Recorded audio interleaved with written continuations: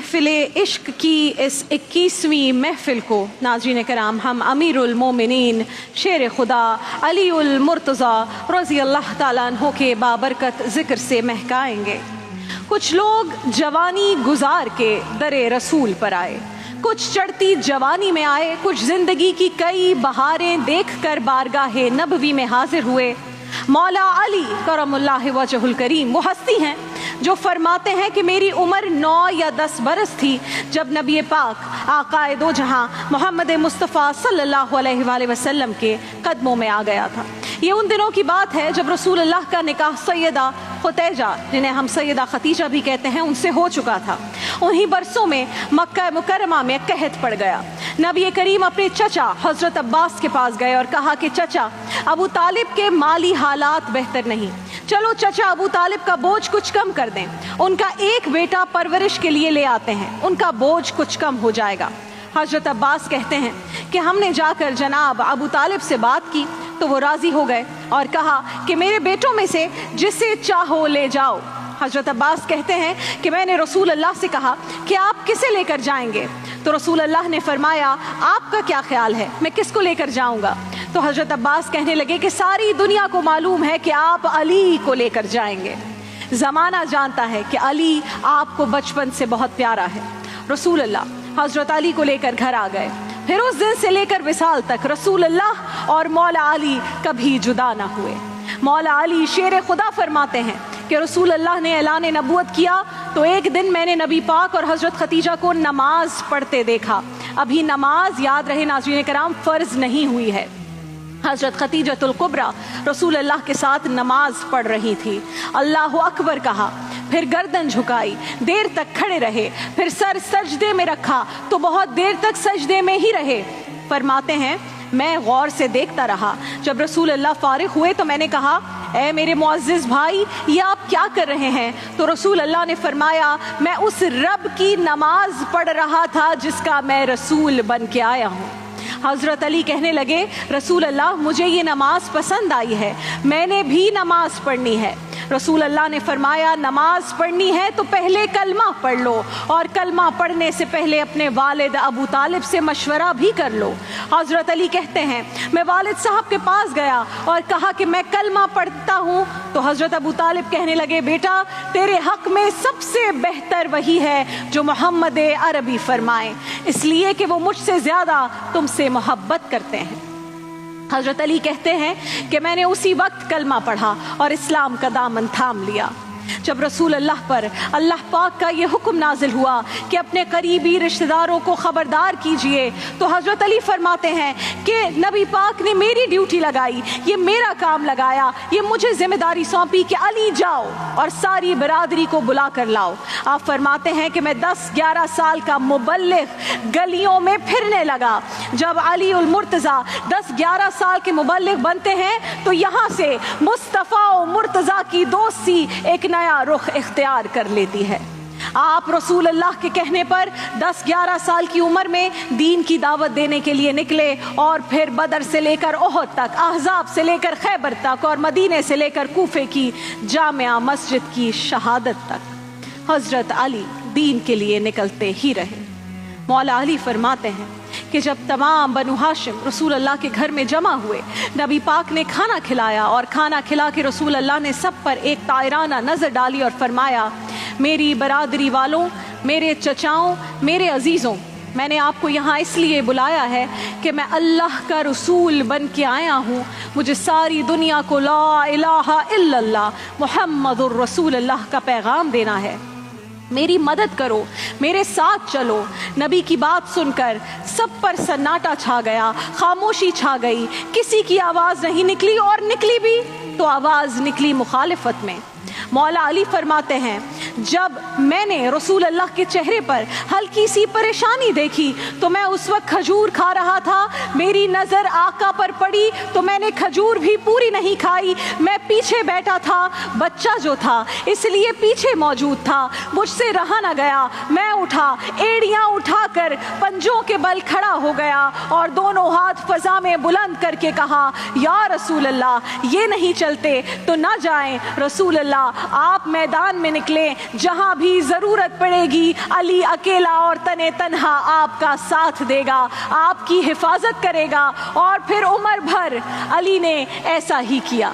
شب ہجرت تلواروں کے سائے میں سیدنا علی فدائے رسول بن کر جس طرح آپ کے بستر پر محو استراحت ہوئے، وہ بھی عشق کا ایک انوکھا باب ہے۔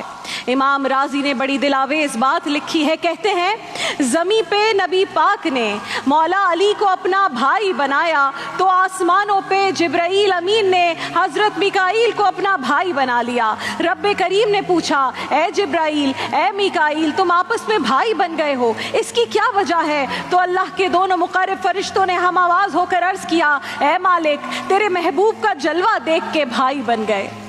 جس رات نبی پاک ہجرت کر کے مدینہ آئے تو مولا علی شیر خدا کو اپنے بستر پہ سلا دیا۔ راستے میں بھی بڑا خطرہ تھا اور بستر پہ اس سے زیادہ خطرہ تھا، اس لیے کہ جب چادر میں لپٹا ہوا کوئی شخص ہے تو کسی کو کیا پتا کون ہے۔ اگر کفار مکہ حضرت علی پر سے چادر نہ ہٹاتے اور ایسے ہی قتل کر دیتے تو کیا ہوتا؟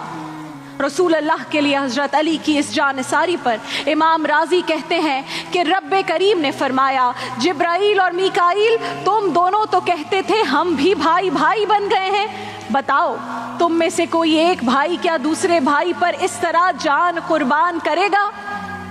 فرشتے خاموش ہو گئے تو رب نے فرمایا، اب نیچے ذرا جلوے تو دیکھو کہ علی میرے رسول پر جان قربان کر رہا ہے۔ فرشتے عرض کرنے لگے، مولا ہمارا کام کیا ہے، ہماری ڈیوٹی کیا ہے؟ تو فرمایا، اب تمہارا کام یہ ہے کہ تم زمین پر 2 تلواریں لے کر جاؤ اور علی کے پاس ایسے کھڑے ہو جاؤ، انہوں نے میرے مصطفیٰ پہ جان قربان کی ہے، تم ان کی جان کی حفاظت کرو۔ اللہ اکبر۔ فرشتے بھی کرتے ہیں تعظیم ان کی، فدا ہو کے ان پر یہ عزت ملی ہے۔ شب ہجرت تلواروں کے سائے میں بستر رسول پر مولا علی کی جگہ اگر کوئی اور ہوتا تو خوف کے مارے ایک لمحے کے لیے بھی نہ سو پاتا، لیکن سیدنا علی، مولا علی فرماتے ہیں کہ جتنی بے فکری سے میں اس رات سویا، زندگی میں کبھی نہ سویا تھا۔ سیدنا علی زندگی میں پہلی بار اس قدر میٹھی نیند سوئے تو شاعر کو کہنا پڑا، شب ہجرت علی نے اپنا سونا رب کو بیچا ہے، شب ہجرت علی نے اپنا سونا رب کو بیچا ہے، یہ سونے کی تجارت ہے، تجارت ہو تو ایسی ہو۔ اب غزوہ خیبر میں جب اللہ کے نبی نے حضرت علی کو علم سونپا تو حضرت علی شیر خدا فرماتے ہیں کہ خیبر کا دروازہ 40 گز اونچا، 40 گز چوڑا تھا۔ میں اللہ اکبر کے نعرے لگاتا ہوا میدان میں شان سے گیا کہ میرے دائیں ہاتھ میں تلوار تھی، بائیں ہاتھ سے پکڑ کے میں نے 2-3 دفعہ دروازے کو ہلایا اور اللہ اکبر کہہ کر جب میں نے پھینکا تو 40 گز دور وہ دروازہ جا کے گرا۔ وہ دیواریں ہلتی رہیں اور در کانپ جاتا ہے، علی کا نام سن کر اب بھی خیبر کانپ جاتا ہے۔ جب فتح خیبر کو کئی سال گزر گئے، مولا علی امیر المومنین بن کر کوفہ میں مقیم ہو گئے۔ یہ اس وقت کا واقعہ ہے۔ ایک نوجوان نے جس نے مولا علی کی شہرت تو سنی تھی پر حضرت علی کو دیکھا نہیں تھا، وہ آپ سے ملنے کوفہ آیا اور لوگوں سے پوچھا کہ وہ مولا علی کدھر ہے جنہوں نے خیبر کا دروازہ اکیلے ہی اکھاڑ کر پھینک دیا تھا، جسے 40 لوگ مل کر بھی نہیں اٹھا سکتے تھے؟ کہا نہیں، وہ مولا علی۔ کسی نے اسے مولا علی کا پتہ بتایا تو ملنے پہنچ گیا۔ خدمت میں حاضر ہوا تو دیکھا کہ مولا علی اخروٹ کھا رہے تھے۔ نوجوان نے دیکھا کہ مولا علی زور لگا رہے تھے مگر اخروٹ ٹوٹ نہیں رہا تھا، تو دل ہی دل میں وہ ہنسنے لگا۔ مولا علی نے اسے اپنے پاس بلایا، بہت پیار سے پوچھا کہ بیٹا کیا سوچ رہے ہو؟ نوجوان کہتا ہے یہ سن کر میں ڈر گیا۔ میں نے کہا حضور کچھ بھی نہیں سوچ رہا۔ مولا علی پھر مسکرائے، کہا کہ مجھے پتا ہے تو کیا سوچ رہا ہے، تو سوچ رہا ہے نا کہ بزرگوار سے اخروٹ تو ٹوٹتا نہیں، خیبر کیسے توڑ دیا تھا؟ नौजवान कहता है कि मैंने इकरार किया कि जी हाँ मैं यही सोच रहा था। तो वो नौजवान कहता है कि जैसे ही मैंने ये जुमले कहे तो क्या देखता हूँ कि शेर खुदा का रंग ही बदल गया। पहले मुस्कुरा रहे थे, अब संजीदा हुए, अपना अमामा मुबारक सीधा किया, शेर खुदा की शान दिखाई और जलाली अंदाज में फरमाया, बेटा अखरोट को छोड़ कोई खैबर तो सामने ला, मैं अभी भी तोड़ने को तैयार हूँ, मैं आज भी अल्लाह का वही शेर हूँ जिसने बाबे खैबर उखाड़ फेंका था। सुना है। फिर वो नौजवान लोगों को ये वाकया हमेशा सुनाता रहा। तो किसी शायर ने उसकी मंजर कशी कुछ यूं की है कि उसने आराम से तालाब में कंकर फेंका, उसने आराम से तालाब में कंकर फेंका, फिर कहा ऐसे अली ने दरे खैबर फेंका।